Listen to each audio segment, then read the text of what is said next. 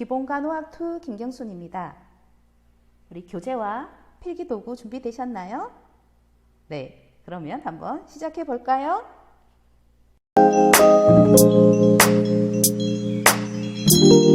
기본간호학 2 교과목에 대한 오리엔테이션을 시작하도록 하겠습니다. 교과목 개요입니다.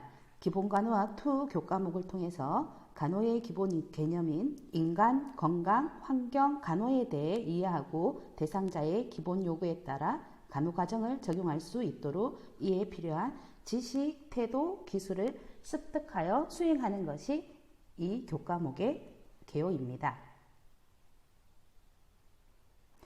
주 교재는 기본간호학 1과 2입니다. 우리 지난 학기 1학기 때 이 교재를 공부한 것으로 알고 있습니다. 현문사고요. 네, 이 교재를 통해서 저희가 계속해서 강의를 할 거고요. 그리고 강의는 교과서를 가지고 할 거예요. 그래서 여러분들은 교과서에 줄을 그으면서 공부를 하시면 되겠습니다. 네, 교과목 학습 목표 그리고 프로그램 학습 성과 연계된 것을 보시면 이 교과목은 피어 1에 해당되거든요. 그래서 다양한 교양 지식과 전공 지식에 근거한 간호술을 통합적으로 실무에 적용하는 것이고요. 거기에 대한 학습 성과는 기본 간호 수행을 위한 기본 간호술, 우리 이번 2학기 때 배워야 되는 항목이 투약, 산소화, 영양, 활동과 운동, 수면, 임종 간호 이렇게 하나, 둘, 셋, 넷, 다섯, 6가지를 이해하고 설명할 수 있어야 합니다. 그래서 1주차에는 이 투약에 대한 내용을 강의가 이루어지게 되겠습니다. 네, 세 번째 학습성과 루브릭 제일 궁금하시죠? 어떻게 학습평가를 할 것인지 여기에 보시면 100점 만점에 우리가 중간 1차 직무 수행평가라고 있죠. 그래서 중간고사가 30점 그리고 2차 직무평가 기말고사가 40점 하면 70점이 되겠죠. 그리고 보고서는 10점 하고요. 그리고 우리가 우리가 출석을 2번을 하죠. 우리가 온라인에서도 만나고요. 그리고 뒤에 대면에서도 만나게 되죠. 그래서 이 부분에 대한 출석이 20점에서 100점 만점이 되겠습니다. 그 중에서 우리가 보고서에 대한 얘기를 했었죠. 10점 만점. 그 보고서는 영양 보고서를 할 거고요. 우리가 A4 용지 2장으로 해서 간단한 문제가 주어질 거예요. 거기에 대해서 이제 답하면서 보고서를 작성하시면 됩니다. 그래서 이 부분에 대해서는 11주차, 12주차에 이 영양을 수업한 이후에 본인의 식습관 일지를 작성해서 13주차에 제출하시면 되겠습니다. 그래서 내용 파일은 나중에 배포를 하도록 하겠습니다. 그래서 여기에 대한 영양보고서는 평가 기준에 근거해서 개별 적용을 할 거고요. 앞에서 얘기했듯이 10점 만점으로 되겠습니다. 그리고 우리가 온라인 강의는 2주차 동안 열려 있는 걸로 알고 이제 거기에 대한 출석이 체크되는 걸로 알고 있는데요. 우리가 원래는 1주에 이 모든 것이 이루어져야 되잖아요. 그래서 제가 기간을 1주만 공지를 해 둘 거예요. 그래서 그 1주차가 끝나는 그 다음 주 월요일 날 제가 들어가서 출석 체크를 하고 미출결된 학생에 대해서는 이 부분에 대해서 보고서에 점수를 반영하게 되겠습니다. 그래서 결석과 동일 점수를 반영한다는 것입니다. 그래서 보고서는 5단계로 나누어서 점수를 매길 거고요. 그 세부적인 것은 최상일 때 지식에 대한 보고서가 6점 그리고 태도 점수가 4점이죠. 네, 이 부분 태도 점수에 대해서 일주일 내에 학습하지 않으면 이 태도 점수에서 마이너스가 되겠습니다. 그래서 여러분처럼 열심히 출석을 하고 그리고 보고서도 잘 작성을 하시면 여기에 대한 10점이 주어질 거고요. 그 밑에 단계에는 내용이 자세하게 적혀져 있거든요. 이렇게 해서 상일 경우에는 8점, 중일 경우에는 보고서랑 이제 지식 태도에 의해서 6점, 그리고 하는 4점, 최하는 2점 이렇게 해서 보고서 점수가 나가겠습니다. 네. 혹시 궁금한 사항이 있으면 사이버 캠퍼스 내에 글을 올려주시면 제가 성심성의껏 질문에 대한 답을 하도록 하겠습니다. 그래서 이 영양 보고서에 대한 안의 내용은 이렇게 6가지를 적게 되겠거든요. A4 용지 2장으로. 그래서 나의 식사 형태, 그리고 지난 3일 동안 식단, 식습관으로 생긴 변화, 좋아하는 음식, 그리고 추후에 이 음식이 어떻게 영향을 끼치는지, 그리고 싫어하는 음식, 그리고 여기에 대한 추후 영양. 그래서 건강 식습관을 본인이 이제 계획하는 거거든요. 그래서 본인이 좋아하는 음식이 내 몸에 맞을 수도 있고, 아니면 싫어하는 음식이 내 몸에 맞을 수도 있잖아요. 그걸 잘 알지는 못하잖아요. 근데 이 영양 수업을 듣고 보고서를 작성하면서 나의 몸에 가장 맞는 음식이 무엇인지 또 찾아보고 정말 적용해보고 정말 실제적인 공부가 될 수 있을 것이라고 생각합니다. 그래서 이 부분 영양 보고서를 작성하시게 되겠습니다. 그래서 수업은 지금 9월 7일부터 해서 온라인 강의가 1에서 8주 동안 이루어지고요. 그리고 그 이후에 지금 학교 학사 일정 계획은 대면 강의가 9에서 15주 사이에 이루어진다고 하는데요. 이 코로나19 이 사태가 어떻게 될지 알지 못하니까요. 또 그 상황을 봐서 변동사항은 바로바로 공지하도록 하겠습니다. 그러면 우리 1주차 투약의 일반적 원칙에 대해서 강의를 진행할게요. 조금 이따가 만나요. 16장 투약입니다. 네, 이 16장 투약은 얼마나 중요한지 우리 강의 계획서를 보면서 그 중요성에 대해서 다시 한번 생각해 볼게요. 강의 계획서를 보시면 이 1주차, 2주차, 3주차, 4주차, 5주차, 6주차까지 모두 투약이 들어가 있습니다. 네, 보이시나요? 그래서 1주차에는 우리가 OT가 이루어지면서 그리고 이 투약의 일반 원칙에 대해서 얘기를 할 거고요. 그리고 2주차부터는 경구투약, 국소투약, 3주차 피네피아, 4주차 근육, 5주차 말초정맥, 우리가 IV라고 하거든요. 그리고 6주차는 중심정맥주사, 네, C라인이라고 하는 중심정맥주사, 그리고 수혈에 대해서 이렇게 배울 거거든요. 근데 이렇게 6주 동안 이 투약을 하는 이유가 있겠죠. 네, 그만큼 이 투약이 중요한 겁니다. 우리가 간호사 업무에 있어서 간호사라고 하면 일반 사람들은 다 주사기를 연상을 하잖아요. 그리고 주사를 잘 놓아야 된다. 그래야지 간호사로서 조금 스킬이 뛰어나고 인정받을 수 있다고 생각을 해요. 그러면 이 투약 중에서 하나의 정맥 주사가 들어가는 거고요. 우리 다른 경로들도 많잖아요. 그래서 경구, 피내, 피하, 근육 주사 이런 것들이 투약 경로별 들어가는 거거든요. 그래서 이번 주차에서는 이 투약의 일반적 원칙에 대해서 강조해서 이야기할 거예요. 네, 그렇게 개념을 잡고 수업 시작하도록 할게요. 네, 교재 준비되셨습니까? 네, 532페이지입니다. 투약이고요. 네, 먼저 사진을 한번 볼까요? 네, 보이시는 화면에 이것이 무엇이라고 생각하나요? 네, 우리 2학년 학생들 보신 적 없을 것 같아서 제가 사진을 갖고 왔는데요. 이거는 우리 경북전문대학교 기본간호학 실습실에서 이루어지는 투약 카드입니다. 실습할 때 이것을 보게 될 거거든요. 네, 미리 한번 볼게요. 그래서 보시면 카드가 4장이 있죠? 네, 조금 크게 한번 해볼까요? 네, 카드가 4장이 있습니다.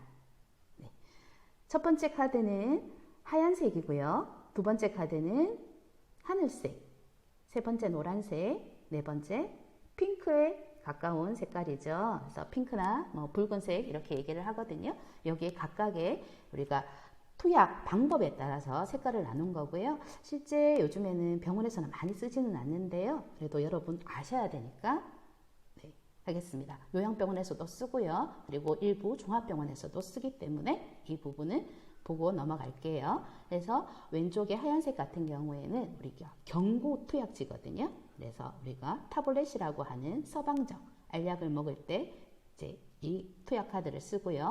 두 번째는 우리가 SC라고 하는 피내 주사. 네, 피내 주사라고 해서 우리가 알러지 테스트, 항생제에 대한 알러지 테스트를 할 때 이 피내 주사는 이 하늘색을 쓰고요. 그리고 세 번째는 IM이라고 해서 근육 주사를 할 때는 이 노란색을 쓰고요. 제일 마지막 핑크색은 우리가 정맥 주사라고 하는 IV 주사를 했을 때 이 투약 카드를 씁니다. 일단 여기서는 간단하게만 이렇게 눈으로 보고 넘어갈게요. 여러분들은 눈으로 사진처럼 찰칵 찍어주시면 아 이게 이런 거였구나 해서 실습실에서 볼 때 또 기억이 나실 겁니다. 그리고 이 부분은요.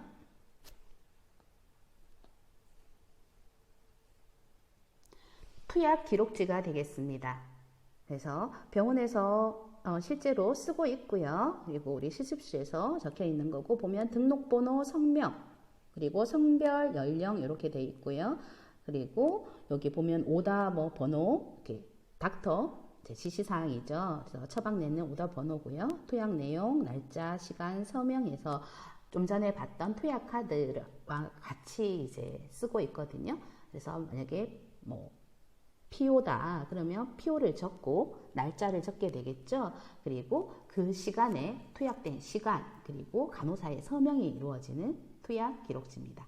이 부분도 실습할 때 좀 더 볼 거기 때문에 여기서는 좀 전에 얘기했듯이 사진 찍듯이 쫙 한번 기억해 주세요. 투약 기록지입니다. 네, 이렇게 해서 투약 카드 투약 기록지를 받고요. 이런 투약에 대한 이제 이번 첫 시간이기 때문에 개념을 잡으셔야 되거든요. 그래서 용어 정의들이 많이 나올 거예요. 저와 같이 하면서 용어를 익힐게요. 그러면 여기서 이번 1주차에서 알아야 될 것은 이 세 가지는 꼭 아셔야 돼요. 네. 여기 3번에 나오는 학습 목표, 체내에서 약물 작용을 기술한다. 그리고 5번 다양한 투여 경로를 기술한다.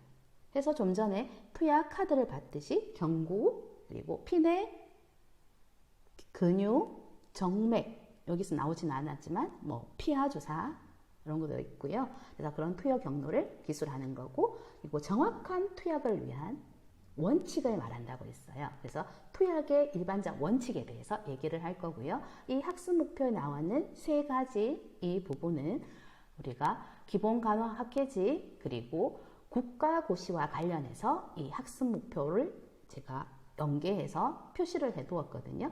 그래서 꼭 이 파트에서는 이 세 가지는 반드시 알고 가야 되는 부분입니다. 네. 그리고 여러분들한테 중간평가, 기말평가 할 때도 교과서 위주로 낼 거거든요. 그래서 교과서 형광펜 있는 부분 그리고 설명되어 있던 부분을 이해하시면 문제를 풀 수 있도록 이렇게 구성하겠습니다. 그래서 학습 목표는 보셨고요.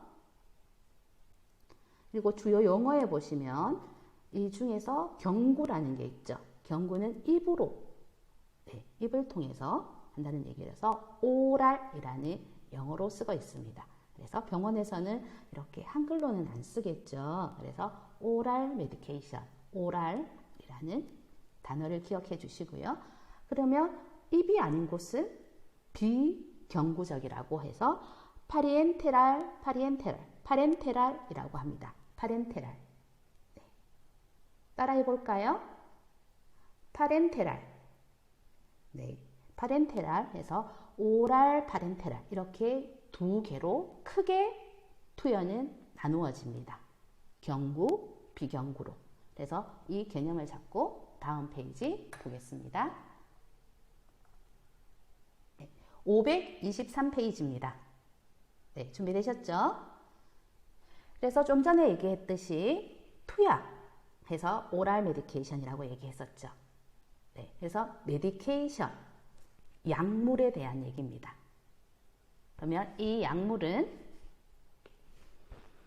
질병의 진단, 그리고 치료, 처치, 증상 완화 또는 질병의 예방을 위해서 투여되는 물질입니다. 그래서 약물 개념, 그리고 건강관리 상황에서 약물과 이 드럭, 약이란 용어는 흔히 혼용해서 사용되고 있습니다. 그래서 이 약은 뭐 헤로인, 코카인, 암페타민 이렇게 되는 이제 우리가 마약이라고 하죠. 이런 보통 마약은 이런 드럭이라는 단어를 많이 쓰고요. 그리고 일반적인 약물은 이 메디케이션이라는 단어를 많이 씁니다.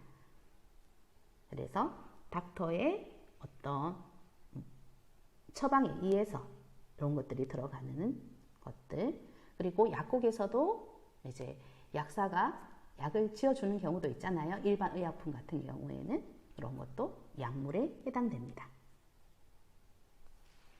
그리고 다음 단락, 오른쪽 단락에 보시면 이제 처방이라는 단어가 나오죠. 네, 프리스크립션 해서 처방. 처방은 뭐 여기 보시면 약물의 조제와 투약에 대한 서면 지시, 이거를 처방이라고 합니다. 그래서 처방지를 병원에서 발급을 받아서 한 장을 가지고 약국에 가죠. 그러면 약국에 가면 그 처방을 보고 약을 지어줍니다. 그래서 처방이고요.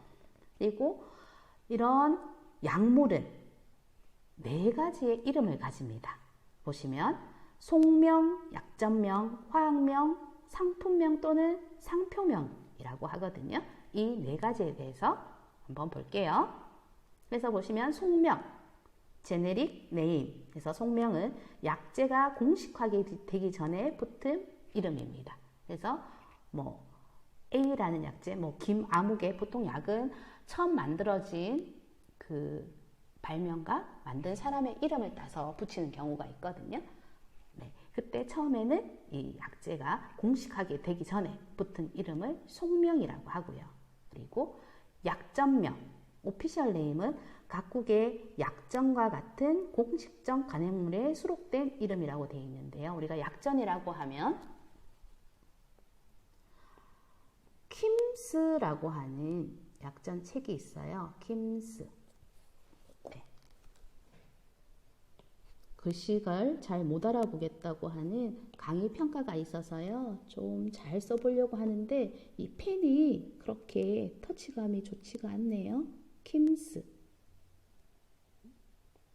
네, 킴스라고 하는 이런 약전 책이 있고요. 그리고 우리가 온라인상에는 드러그 인포를 온라인에서 되게 검색, 뭐 네이버라든가 구글이라든가 그래서 드러그 인포를 검색을 하시면 회원 가입이라고 떠요. 근데 회원 가입하지 않아도 그 일반적인 부분들은 좀 볼 수 있거든요. 그리고 사진도 볼 수 있고요. 클릭을 하면 사진이 이렇게 보여서 찾아볼 수 있습니다. 혹시 병원에 가서 처방전을 받거나 하시면 그 약에 대해서 한번 찾아보는 것도 재밌을 거예요. 그래서 드러그 인포를 저는 많이 사용을 하거든요. 그리고 병원에 있을 때는 이런 약에 대한 어플을 깔아서 환자들이 요즘에는 간혹사를 테스트하기도 하거든요. 그러면 이 약이 뭐냐고. 그러면 약이 수백만 가지가 있잖아요. 어떻게 간호사가 다 기억을 하겠어요. 그러면 제가 10분 후에 와서 알려드리겠습니다. 해서 본인이 찾아보고 가서 설명하는 게 좋거든요. 왜냐하면 비슷한 약들이 많아서 조금 잘못 대답을 하면 그때부터 신뢰가 또 환자분이랑 깨질 수가 있기 때문에 그런 부분들은 이렇게 하시면 되고, 그리고 뭐 드러그 인포라든가 아니면은 보통 병원에서는 깔려 있어요. 이런 이제 처방이 나면 바로 연동이 되면서 약을 볼 수 있게 되어 있거든요. 그래서 실습할 때, 병원 임상 실습할 때 한번 경험해 보시면 되겠습니다. 그래서 약점명, 그리고 화학명이라는 게 있는데요. 화학명은 약제의 화학적 성분을 서술한 이름으로 화학자에 의해 명명되었다. 그래서 아까 이름, 보통 화학자의 이름에 대해서 적혀 있는 게 이 화학명이 되겠습니다.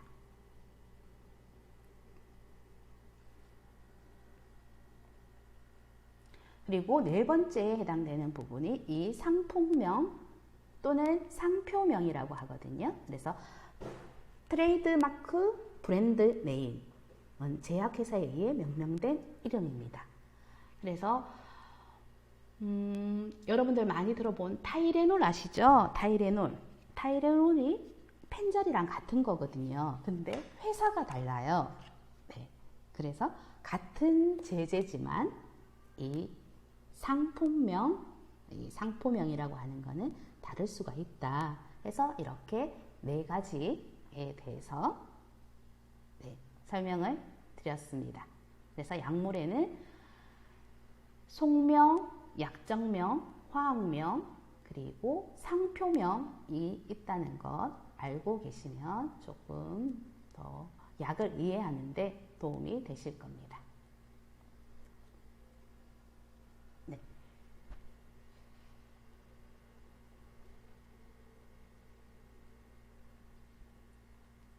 그러면 525페이지 볼까요? 네, 525페이지 보기 전에 표 16-1을 보면서 이런 조제 약물의 유형에 대해서 봐야 되겠네요. 네, 524페이지 준비되셨죠? 여기에 조제물의 약물의 유형이 있어요. 에어로졸 스프레이. 이거는 보통 우리가 뿌리는 파스 있죠? 네, 분무 스프레이 해서 뿌리는 파스 정도로 생각하시면 되고요. 그리고 수용성 현타액, 아쿠어스 서스펜션 해서 수용성 현타액은 한 가지 이상의 약물이 물과 같은 액체에 미세하게 분포되어 있는 것을 이런 수용성 현타액이라고 하고요. 그리고 캡슐, 네, 캡슐은 들어보셨죠? 예, 약의 캡슐. 그래서 분말 액체 기름 형태의 약물을 젤라틴 용기에 넣은 것이 이 캡슐입니다.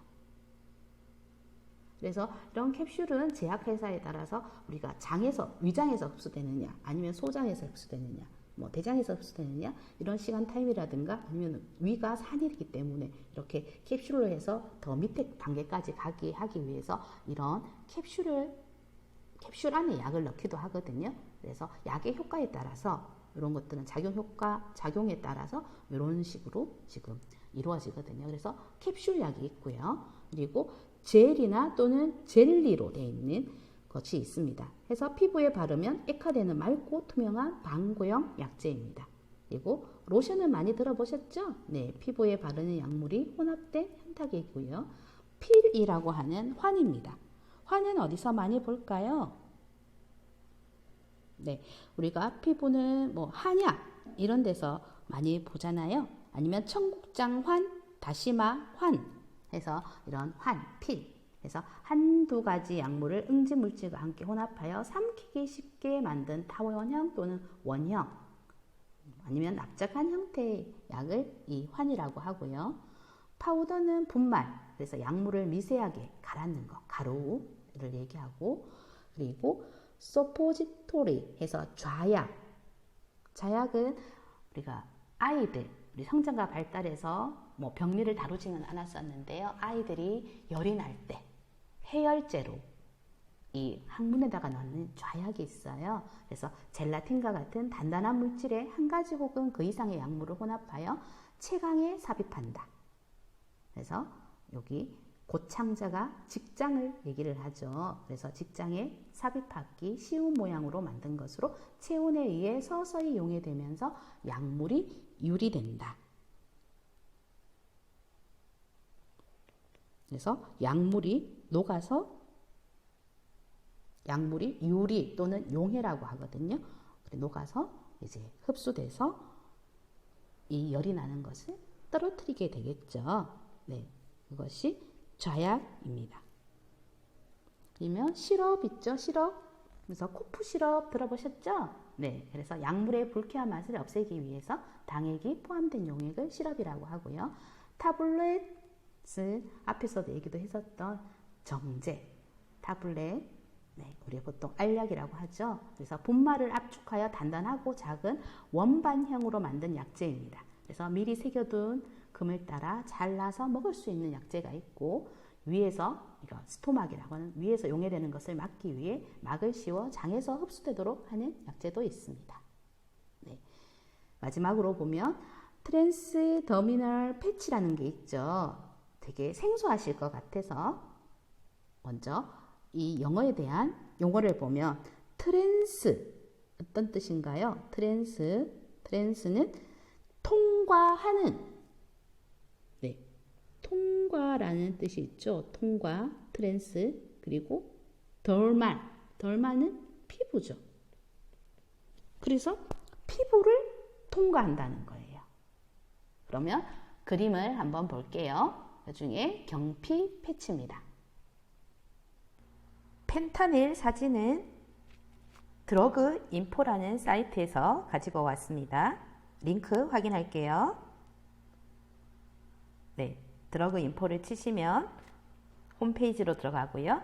그 홈페이지에서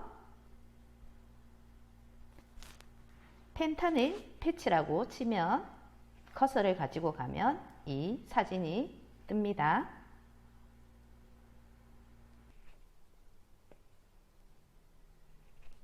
네, 이 지금 보시는 부분이 경피 패치인데요. 우리 마약 중에서 펜타닐이라는 마약이 있어요. 가장 안정적인 마약이거든요. 네, 극심한 통증이 있을 때는 붙여야 되겠죠. 암 말기 환자, 터미널 환자 같은 경우에는. 그러면 이제 이 부분을 몸에 붙여요. 그래서 그 약이 피부를 통해서 흡수가 되거든요. 그리고 왼쪽에 보이는 이 부분은, 왼쪽에 보이는 얘는 우리가 파스처럼 이렇게 떼게 돼 있어요. 그러면 투명한 필름같이 생겼습니다. 네, 그래서 이런 것을 트랜스더미널 패치라고 합니다. 네, 그래서 이 펜타닐 성분은 이렇게 용량에 따라서 여러 가지가 있기도 하고요. 이렇게 보시면 100 마이크로그램, 50 마이크로그램, 37.5 마이크로그램, 이렇게 해서 12 마이크론까지 작은 거에서 이제 통증의 단계에 따라서 이제 더 용량이 큰 거를 쓸 거고요. 또 여기에 따라서 하루가 가는 게 있고 24시간 그리고 72시간이 가는 것도 있고 시간 작용하는 시간도 다르거든요. 이거는 뒷부분에서 또 설명드릴 거예요. 펜타닐 패치와 관련해서 제가 임상에서 제가 직접 경험한 거는 아니었고요. 제가 친한 제 후배를 통해서 들은 얘기거든요. 그 얘기를 하면 이 펜타닐 패치에 대한 각인이 될 것 같아서 그 예시를 들어주려고 합니다. 네, 응급실에 70대의 할아버지가 오셨어요. 근데 의식이 없어요. 그래서 의식이 없으면 보통 어떻게 생각할까요? 네, 뇌 쪽에 문제가 있지 않을까 생각을 하겠죠. 그래서 동공반사를 받습니다. 동공반사는 불빛을 펜라이트를 눈에, 눈 안에 까만 눈동자에 닿으면 어떻게 동공이 변화를 하면요. 여러분 아실까요? 네, 우리 성인 파트 1학기 때 배웠을려나 모르겠네요. 동공반사는 빛반사라고 하거든요. 그러면 밝은 빛이 들어오면 동공은 작아집니다. 네, 그리고 어두운 곳으로 가면 처음에는 잘 안 보이다가 나중에는 잘 적응을 하죠. 그 이유가 뭐냐 하면 이 동공이 커집니다. 동공 확대 또는 동공 산대라고 얘기하는데요. 이렇게 동공이 커지고 작아지고 하는 이것이 빛에 대한 반응이거든요. 네, 동공 반응이 있는지를 확인했는데 이 70대 할아버지가 동공 반응이 없는 거예요. 네, 그리고 거의 눈동자가 작아져 있는 상태였거든요. 동공이. 그러면 이제 뇌에 출혈이 있다든가 어떤 문제를 의심할 수 있겠죠. 그래서 CT부터 시작해서 MRI를 다 찍고 그리고 이제 수술방 어레인지까지 해놨죠. 왜냐하면 안에 뇌 출혈이 있으면 빨리 머리를 열어야 하니까요. 그런데 CT상에도 출혈 소견이 없고요. MRI에서도 아무런 이상이 없는 거예요. 그러면 의사들은 멘붕에 빠지겠죠. 그런데 그때 누가 이것을 해결했냐 하면요. 간호사가 해결을 했어요. 제 후배였거든요. 응급실에서 근무하는 간호사가. 어떻게 했냐면 환자가 이제 오면은 환자복으로 갈아입히고 이제 건강 사정을 해요. 몸에 피지컬 어세스먼트를 하는데요. 하다 보니까 무릎에 뭔가가 붙어져 있는 거예요. 투명한 필름이. 그래서 봤더니 그게 뭐였냐면 펜타닐 패치였어요. 우리 책에 나오는 경피 패치였던 거죠. 이 마약이거든요. 근데 이제 그 가족들한테 뭐 어떻게 나중에 물어봤더니 결론은 뭐였냐 하면은 이 할아버지와 친한 친구분이 이제 암 환자였던 거죠. 그런데 이제 얼마 안 남으신 거죠. 그래서 한 달 전에 돌아가시기 전에 이제 친한 친구니까 이거를 무릎에 붙이면 관절염에도 좋고 아프지도 않다고. 이게 나이가 들면은 관절염이 심하잖아요. 그래서 이 할아버지도 다리가 많이 아팠던 거죠, 무릎이. 그래서 그 친구한테 그 파스라고 생각하고 걔를 받은 거예요. 그리고 무릎에 붙였던 거죠. 근데 터미널 환자다 보니까 말기 암 환자다 보니까 용량이 셌던 거죠. 여기서 용량이 뭐 100 마이크로그램, 50 마이크로그램 있는데 최고 용량의 이 패치를 여러 개를 붙였던 거죠. 그러면 어떻게 돼요? 이 사람은 마약이 몸에 흡수되는 거죠. 그렇게 계시다가 이제 멘탈 체인지가 오게 된 거죠. 그래서 의식이 저하되고 잠만 계속 주무셨던 거예요. 그런데 가족은 어떻게 해요? 이런 사실들을 모르니까 갑자기 큰일이 났다고 생각해서 응급실에 왔던 거죠. 그래서 그만큼 건강 사정에 있어서 우리가 신체 사정이 중요한 거고요. 그리고 그 간호사도 응급실에서 이런 펜타닐 패치라는 걸 봤기 때문에 이것을 알 수가 있었던 거죠. 그래서 패치를 제거하고 나서 환자 상태를 보면서 그래서 나중에는 의식이 돌아왔다는 얘기거든요. 그래서 이 펜타닐 패치 하면 파스, 할아버지가 그거를 파스로 착각해서 붙였다는 그 펜타닐 패치구나 생각하시고 임사 나가서 실습할 때라든가 간호사가 되었을 때도 이 펜타닐 패치라는 거 기억해 주셨으면 좋겠습니다. 조금 길게 설명을 하기는 했었는데요. 그만큼 이 패치, 경피 패치라는 게 있고 이 조제 약물의 유형에는 여러 가지들이 이렇게 뿌리는 것도 있고 스프레이 그리고 현탁에 이제 뭐 맑지가 않겠죠. 안에 미세하게 가라앉아 있는 게 물과 흔들어서 이렇게 하는 것. 그리고 캡슐은 젤라틴으로 이렇게 안에 분말이라는 액체라든가 기름 형태를 이렇게 젤라틴이 싸고 있어서 위에서 바로 녹지 않게끔 그렇게 해주는 캡슐. 그리고 젤리. 이거는 방고형 액체로 피부에 바르는 것. 로션을 많이 바르셨을 거고 그리고 단백질 다시마 환이라고 했던 이거 필 청국장 환도 우리가 볼 수 있으니까요. 자주 볼 수 있으니까 이것도 이해하실 거고 뭐 파우더는 뭐 이렇게 뿌리는 가루 같은 것도 이해하실 거고 좌약은 이렇게 은박지 같은 거에 쌓여서 안에 이제 서스펜 좌약이라서 헤어 진통제 좌약은 아이들 해열제를 쓴다는 거 그리고 코프시라고 하면은 이 시럽 얘기도 아실 거고 우리가 병원에서라든가 많이 보는 일반적인 약은 타블렛 이 정제가 타블렛이고요. 그리고 경피 패치 이렇게 해서 조제 약물의 유형에는 이렇게 여러 가지 형태들이 있습니다. 네, 그러면 다음으로 넘어갈게요. 그래서 524페이지 표 16-1에 대한 조제 약물의 유형까지 설명드렸습니다. 그러면 다음 페이지로 넘어갈게요.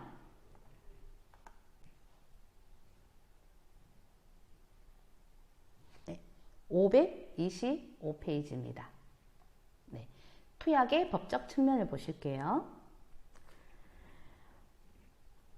형광펜 그어져 있는 파란색 부분 간호사의 투약 행위는 진료 보조 업무의 일환으로 의사의 처방에 의해 수행할 수 있다. 의료법 제2조에 이렇게 되어 있고요. 그래서 간호사는 의사의 처방에 의해서만 이 투약을 할 수가 있는 것입니다. 그런데 이 525페이지 오른쪽 단락에 보시면 잘못된 용량을 투약한 간호사도 처방한 의사와 함께 자신의 행위에 대해 책임을 져야 합니다. 그래서 이 얘기는 무슨 얘기냐 하면 의사가 잘못된 처방을 내릴 수가 있겠죠. 그래서 병원에 있다 보면 간호사가 4년차, 5년차 되면 정말 베테랑이 되거든요. 그런데 의사는 인턴 선생님이 이제 갓 국시를 쳐서 인턴으로 왔어요. 그러면 국시 합격했으니까 처방할 수 있겠죠. 근데 처방을 했는데 실수로 잘못된 처방을 할 수가 있다는 거죠.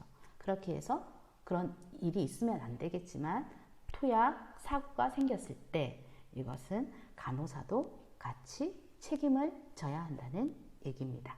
그래서 여러분들이 지식을 잘 갖춰야 되겠죠?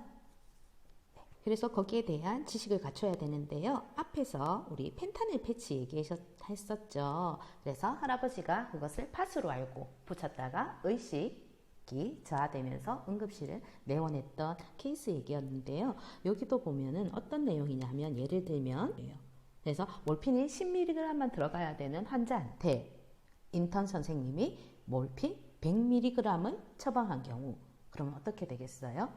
거의 10배죠, 용량이. 그러면 그 할아버지처럼 의식, 소실이 오는 거죠.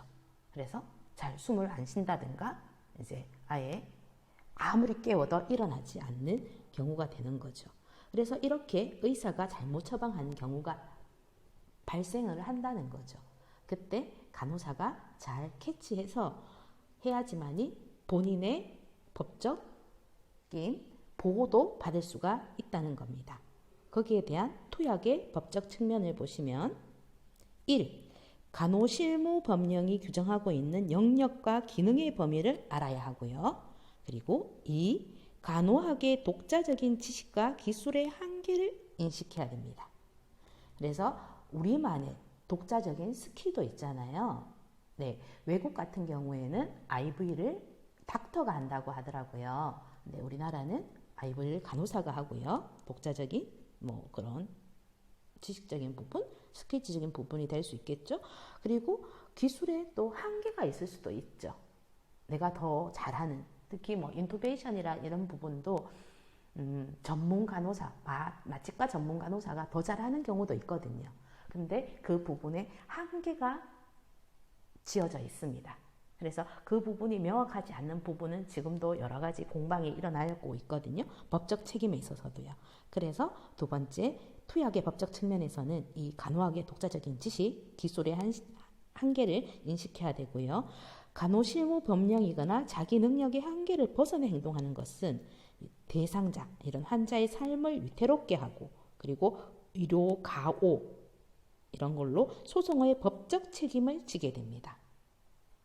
그래서 병원에서 일하다 보면 심할서 쓰는 경우가 있거든요. 근데 심할서 정도는 괜찮은데 환자가 익스파일하는 경우, 사망하는 경우에는 이 문제가 심각해지는 거거든요. 그래서 이런 부분들을 잘 지켜야 된다는 거예요. 그래서 법률 하에서 간호사는 서면 처방의 유무와 관계없이 자신의 고유 행위에 대해 책임을 져야지 된다는 겁니다. 그래서 의사가 처방을 했고 한 부분이지만 간호사도 책임을 져야 되는 부분이 있다는 것을 여기에서는 강조하고 있습니다.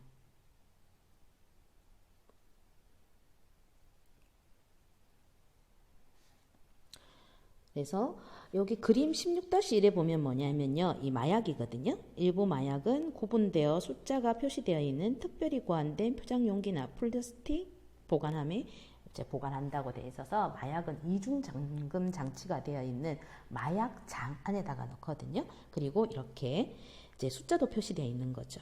그래서 25부터 스타트가 된다고 되어 있고요. 그래서 24, 23, 22 이렇게 숫자로 되어 있어서 마약 카운트 할 때 좋겠죠. 카운트 하는 것이. 그래서 여기에 보면 만약 숫자가 다른 경우 간호사는 불일치에 대해 조사하고 교정해야지 된다는 겁니다. 그래서 향정 중에서 프로포폴, 우리 뉴스에도 많이 나왔죠. 연예인들이 이제 자주 맞아서 하는 우유주사라고 하는 이 프로포폴, 이것도 향정이거든요. 그래서 그 부분도 한 앰플을 따면은 보통 한 앰플이 20cc 정도 되거든요. 그래서 그 부분이 한 번 땄을 때 다 쓰지는 못하거든요. 한 번 했을 때 우리가 내시경, 위 내시경 하는 정도는 6cc, 7cc 정도. 물론 그것도 환자의 몸무게에 따라서 용량이 달라지겠죠. 그리고 당뇨 환자들, 일반적인 사람에 따라서도 당뇨 환자가 용량이 더 줄어들고요. 그리고 소아인지 아니면 성인인지에 따라서도 용량이 달라져요. 그렇지만 이 20cc를 다 쓰지는 않거든요. 그런 경우에 남았을 때 이제 이런 부분들이 다 기록에 남아야 되는 거고 폐기해야 되는 부분이거든요. 네, 그런 것들을 잘 해야 되고 그게 불일치 맞지 않았을 때 대해서는 이제 법적인 조사가 들어가게 됩니다. 그래서 외국 같은 경우에는 마약이 그냥 아까 스트리트 드러그라고 얘기해서 길거리에서 불법적으로 통용된다고 했었잖아요. 그래서 그런 화장실 이런 부분에서도 이 혈관을 잘 보지 못하는 색깔이 푸른 빛이라고 하더라고요. 우리 정맥이 푸른 색깔이니까. 그래서 이 불빛을 자체를 푸르게 해놨다는 얘기를 제가 외국 갔다 오신 이제 간호사 선생님한테 얘기 들은 적이 있거든요. 그래서 베인을 잘 못 찌르게 그렇게 했는 경우도 있다고 해서 그런 데까지 신경을 쓰는구나. 그리고 혹시나 이런 주사 바늘이 하는 경우에는 또 다칠 수가 있기 때문에 아예 주사 바늘을 넣는 통을 또 마련해 놓았다고도 하는 얘기를 들었어요. 근데 우리나라는 지금 불법이고 이런 마약 중독은 일단 잡혀가겠죠. 잡혀가서 또 치료를 받습니다. 알코올리즘 환자처럼 마약 환자들도 그렇지만 알코올리즘은 어떤 시설에 가는 거고요. 이런 마약 환자들은 이제 그런 교도소, 네, 이런 데를 가게 되겠죠. 네, 그래서 마약 향정은 잘 관리하셔야 됩니다. 여러분이 간호사가 되었을 때도요. 다음 페이지 보겠습니다. 526페이지. 그래서 약물의 효과에 보시면 이제 기대 효과 또는 치료 효과라는 단어가 나옵니다. 그러면 우리가 느끼기에 이 약물에 대해서 기대되는 효과가 있구나. 그러면 치료 효과가 있겠구나. 그래서 치료 효과라는 단어를 더 많이 쓰겠죠. 그래서 열이 나면 해열, 열을 낮추는 거고 기침이 나면 기침이 안 나게 하는 거겠죠. 그래서 이 뜻은 약이 처방된 이유이고 투약에 의도하는 1차 효과입니다. 그래서 몰핀 같은 경우에는 진통 효과고요. 다이제팜 이런 거는 불안제로 쓰는 약 이렇게 보시면 되고요. 부작용, 사이드 이펙트 또는 2차적 효과라고 하는데 병원에서는 사이드 이펙트라는 단어를 많이 씁니다. 왜냐하면 내가 의도한 것이 안 나오는 거예요. 작용이. 그래서 이것은 비의도적인 것이라는 거고요. 부작용은 예견 가능하고 왜냐하면 그 약의 설명서에 보면 이 약은 이러한 부작용이 있습니다라고 적혀 있거든요. 그래서 이 부작용은 예견 가능하며 해롭지 않을 수도 있고 잠재적으로 해로울 수도 있다는 거예요. 그래서 우리가 감기약을 먹었어요. 근데 감기약은 보통 잠이 오는 약들이 많거든요.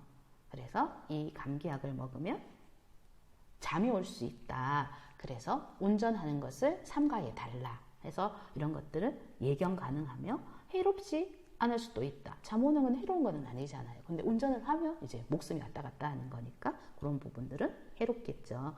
그래서 이런 부분이고요. 디탈리스는 심장이 좀 약하게 될 때, 심근이 약할 때 수축하는 역할을 하는 약이거든요. 그래서 이런 것들이 기대 효과라고 합니다. 예를 들은 거고요. 그리고 오른쪽에 보시면 역효과라는 게 있죠. 그래서 이 역효과는 좀 전에 얘기했던 그런 사이드 이펙트, 부작용보다는 좀 더 심한 부작용에 대한 것이 이 역효과랍니다. 그래서 좀 더 심한 부작용은 약물을 중단하는 이유가 된다는 거죠. 약물을 중단해야 되겠죠. 네. 그래서 약물 독성입니다. 드럭 톡시시티는 신체 기관이나 조직에 대한 약물의 유해한 효과이며 그리고 용량 과다, 외용량의 섭취, 대사, 배설 장애에 의한 혈액 내 약물의 축적 효과 때문에 발생합니다. 그래서 우리가 약을 먹었어요. 그러면 효과가 나겠죠. 그런데 약을 열알을 먹었는데 다 배설이 되면 좋겠지만 7만큼 배설이 되고 3이 남았어요, 몸 안에. 그리고 그 약을 또 먹겠죠. 그러면 또 남죠. 그래서 몸에 계속 축적돼서 이런 약물의 독성이 나타나게 되겠습니다. 그런 약물 독성이고요. 그래서 약물의 축적 효과 때문에 발생한다는 얘기입니다. 그리고 약물 알레르기 보시면 드럭 알러지죠. 그래서 약에 대한 면역학적 반응입니다. 그래서 대상자가 이물질에 처음 노출되면 신체는 항체를 생성합니다. 그래서 우리 항원 항체에 대한 내용인데요. 이 알레르기는 어떤 거에 대한 내 몸에 대한 항체 반응인 거죠. 네, 그래서 항체를 생성해서 대상자의 몸이 약물을 항원으로 인식하고 반응하여 알레르기 반응이 나타나는 것이 약물 알레르기입니다. 그래서 어떤 사람은 괜찮은데 어떤 사람은 그 약을 먹으면 두드러기가 난다든가 아니면 심하게 기도가 붓는다든가 이런 심각한 알러지도 있거든요. 그래서 환자가 오면 미리 히스토리, 간호력을 할 때 혹시 약물에 대한 알러지가 있습니까? 이렇게 질문을 합니다. 네. 그 중에 심한 것이 이 아나필락시스 반응입니다. 그래서 아나필락스틱 리액션이라고 하는 심한 알레르기 반응은 흔히 투약 직후에 나타난다고 투약 직후에 나타납니다. 만약 즉시 이 증상을 발견하여 치료하지 못하면 치명적으로 아까 좀 전에 얘기했듯이 기도가 부으면 숨을 못 쉬겠죠. 그래서 초기 증상으로는 급작스러운 호흡의 가빠짐, 그리고 급격한 저혈압, 빈맥, 빠른 맥박이죠. 이런 것들이 나타날 수 있습니다. 임상에서 아나필락시스 반응이 워낙 중요하게 다뤄지기 때문에 이 부분을 조금 더 설명드릴게요. 그래서 드럭 알러지라고 합니다. 그래서 여기서는 이제 이런 들어오는 약을 포린 다른 것, 포린 바디, 그게 이물질로 인식을 하는 거죠. 우리 여러분 항원 항체 중학교 때 이렇게 배웠을까요? 네, 우리 간호학에서는 수열 반응에서도 수열 부작용에서 항원 항체 반응. 그래서 우리가 A형, B형, 그리고 AB형, O형 이렇게 ABO식 혈액형이 있고요. 그리고 RH 플러스 마이너스에서 이제 그런 피가 있어요. 성장과 발달에서도 우리 로감이라는 주사약 얘기를 했었는데요. 이런 항원 항체에 대한 반응이거든요. 그래서 이런 약을 항원으로 생각하는 거예요. 그래서 어떤 원인 물질, 이 물질로 생각을 해서 내 몸에서는 얘랑 맞서 싸우는 거죠. 네. 근데 이게 다른 거기 때문에 내 몸에서는 이 항체가 싸우면서 이게 반응을 일으키면서 심한 경우에는 이제 아나필락 쇼크까지도 오고요. 근데 그 심한 경우가 좀 전에 설명드렸던 이 기도가 붙는 거예요. 벌에 물렸을 때 막 쇼크가 오기도 하고요. 그리고 어떤 사람들은 복숭아 털에도 알러지가 있고요. 그리고 고양이 털에도 알러지가 있는 사람이 있고요. 이렇게 음식물에 어떤 알러지가 있는 사람, 아니면 꽃가루 알러지가 있는 사람, 이런 것들이 다 항원 항체 반응이고 그 항원 항체 반응을 이 약에다가 가지고 온 거예요. 그래서 이 약을 이 항원으로 인지를 해서 이런 쇼크가 일어나는 겁니다. 그래서 간호사는 이 아나필락시스 반응에 대한 것을 잘 알고 있어야 돼요. 그래서 이 교재에는 이렇게 나와 있잖아요. 초기 증상. 호흡이 가빠진다는 거. 그러면 우리가 레스피레이션을 봐야 되겠죠. 우리 바이탈 1학년 때 배우셨죠. 1학기 때. 그래서 레스피레이션을 봐야 될 거고, 그리고 저혈압. 그러면 혈압, BP를 봐야 되겠죠. 그리고 빠른 맥, 펄스를 봐야 되겠죠. 네. 그래서 우리가 하는 바이탈 사인 체크가 그렇게 중요합니다. 그래서 임상 실습에 나가면 우리 학생들이 교수님 오늘은 혈압밖에 잰 게 없어요 하는데 그 혈압도 병원에 따라서 자동 혈압계가 있고 수동 혈압계가 있고 그리고 열 재는 것도 고막 체온계로 금방 재고 다른 간호적인 어떤 술기적인 거를 하고 싶은데 observation만 하는 상황이다 보니까 너무 이제 8시간 써 있는 게 힘든 거죠. 네. 그래서 간호사가 가끔 어떤 술기를 행하기도 하거든요. 그러면 그때는 어떤 거냐 하면 이 시키는 간호사가, 가르쳐 주는 간호사가 자기가 책임을 진다는 전제가 깔려 있는 거예요. 모든 이 학생이 하는 거는 내가 책임을 진다. 그래서 나는 이 학생을 옆에서 봐주면서 학생한테 그것을 하라고 하거든요. 근데 그것이 이제 뭐 정형외과 환자들 같은 경우, 젊은 환자들 같은 경우에는 팔을 이렇게 주기도 해요. 그래서 학생 간호사 그러면 간호사 선생님이 봐주니까 한번 자기 찔러보라고, 혈관이 좋으니까. 그렇게 해서 경험하는 경우도 있는데요. 보통 환자들은 아파서 병원에 오다 보니까 몸이 아픈 게 싫잖아요. 그래서 이제 학생한테 막 설명을 하고 학생이 뭐 간단한 어떤 것이라도 하려고 하면 이렇게 얘기하는 분들도 계셔요. 내가 실험 대상자냐고. 내가 마루타냐고. 마루타는 일본어예요. 이런 말을 쓰면 안 되는데 환자들이 그런 얘기를 해요.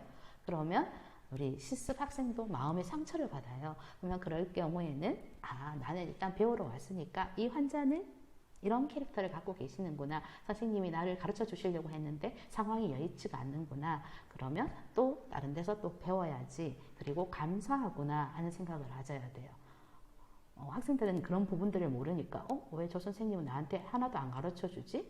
막 이렇게 생각할 수도 있잖아요. 근데 그런 부분들이 다 법적 측면에서 다 이제 관계되는 부분이기 때문에 그렇습니다. 그래서 이번 주차에 얘기하는 이제 일반적인 원칙, 투약의 그런 간호사의 법적 측면이라든가 이런 약에 대한 것들을 조금 알고 다음 차시에 넘어갔으면 좋겠습니다. 여러분, 그러면 이따 봐요.